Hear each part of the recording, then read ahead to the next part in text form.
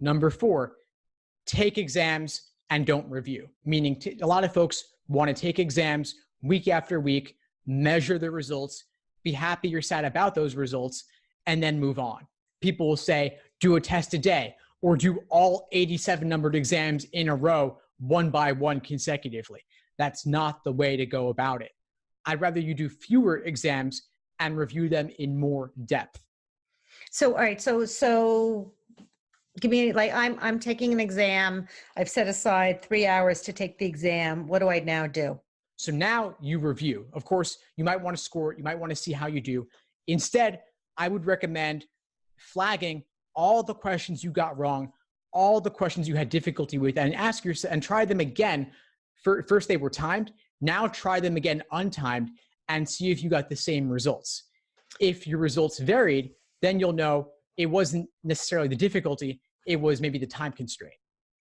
Got it. All right. So there's like, I could unpack that in a million ways. Number one, what you're saying is don't take your temperature. That taking the test isn't about seeing how you're doing. Taking the test is more of a diagnostic of what you need to think more deeply about. Exactly. And the second thing that I heard from that one, lots of pearls of wisdom there, is that if you look at the ones you did incorrectly and you go over them and you review them, you're more likely to figure out what you did wrong, which is what's going to help you figure out what you did right, which is why you're taking the real LSAT questions anyway, because figuring out what you did right on questions that are authored by the person that's going to author the LSAT is going to behoove you in a way that's better than anything else. Exactly. Yeah. So the value in doing these exams, doing these questions, is not simply to measure yourself. Measuring yourself is a side benefit, or it's like a side effect.